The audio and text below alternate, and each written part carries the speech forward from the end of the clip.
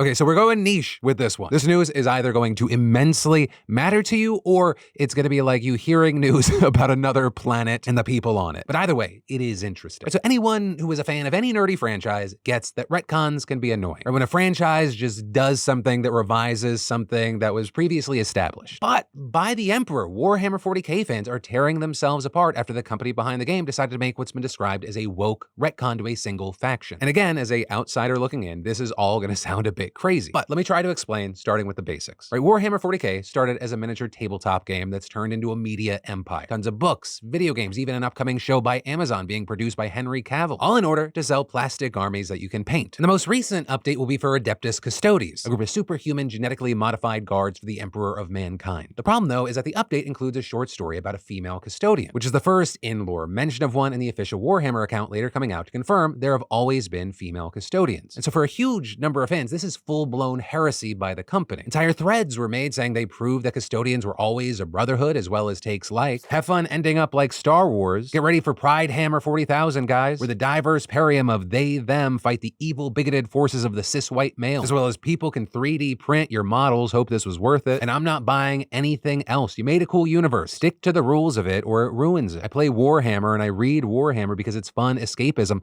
not because I want to engage in contemporary politics. Meanwhile, other fans accuse the company of pandering, with there being full-blown conspiracies that this was because of BlackRock and Vanguard Group, though others there, saying they are not woke groups and both are minority shareholders. But then others came from the angle that this was unnecessary since 40k already prominently features women, right? There's one major faction that's women only, while also a minor group that supports the Custodes that's composed of only women. And that's without mentioning all the groups that the lore states are explicitly mixed with men and women. And then also among people having different takes, or people that were upset not because this group suddenly had women in it, but because their addition was lazily done. Because with a wave of their hand, Games Workshop announced, hey, it's always been this way after decades of lore never mentioned it, right? Rather than there being a long, more fleshed out story to show it. But then, on the other side of this, you have a lot of other people celebrating the addition, saying things like, I thought it would be years before we saw something like this, and I'm so happy to be proven wrong. I have seen so many women in the hobby today expressing sheer delight at this change, which means that this was absolutely the right thing to do. Truly, thank you so much for this. And there was also a lot of people who made fun of those who were angry about the change, writing things like, I like how Games Workshop decided in a single press release that the entire galactic core is inhabited by a brand new major faction who destroy entire planets and has been for millennia didn't really upset these supposed lore lovers. And then going on to say, Warhammer lore is literally just 99% soft retcons, which many argue is objectively true because over the 40-year history of the franchise, there has been retcon after retcon. With it being said that the lore is set up so that no one ever fully knows the truth of things and stuff is discovered or added all the time. With that argue that there are very, very few hard truths in the lore. And so some with all this were pretty apathetic, such as with the 40k lore content creator Major Kill, right? And for context, Custodes are his favorite faction, so you might think that he's a purist. But with this, he pretty much said that the lore has been vague on whether it was possible or not, and it's not like that it actually changes much. Are you talking about genetic superhumans covered in armor, so what's the difference? So yeah, overall, I'm pretty cool with female Custodes, especially with how they're presented by Custodian Cash in the new short story. And so that middle of the road stance, it kind of got him some flack, but it also seemingly came from a lot of people who didn't watch the video. Because he made it clear it wasn't something that he liked, but it also wasn't something that he particularly cared about. And also noticeably with this, Henry Cavill hasn't said anything about this. And that guy, if you don't know, is a major Custodes fan and the patron saint of 40k for its fans. And I will say, as like an outsider looking in on the situation, one of the most interesting aspects is kind of this sentiment that from this entire